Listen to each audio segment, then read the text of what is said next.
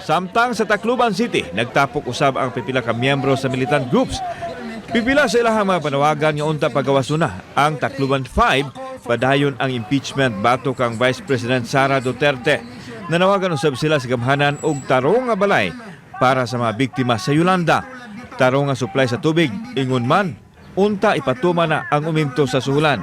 Matod sa usa ka opisyal sa National College of Public Administration and Governance sa UP Diliman, gikinahanglan nga manginlabot o maminaw ug mutanaw sa State of the Nation address ang publiko, ilabi na ang mga anaa sa rehiyon. Kung unsay mga proyekto sa presidente nga nahimo na, gihimo og himuunon pa.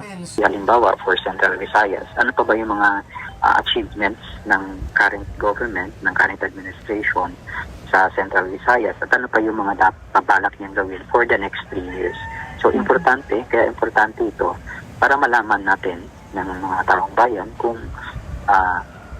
naging tama ba yung ating pagboto at ano pa yung maaari nating asahan. Kauban si Clover Lumayag, ako si Alan Domingo. Balitang Bisdak. Kini ang GMA Regional TV, Balitang Bisdak.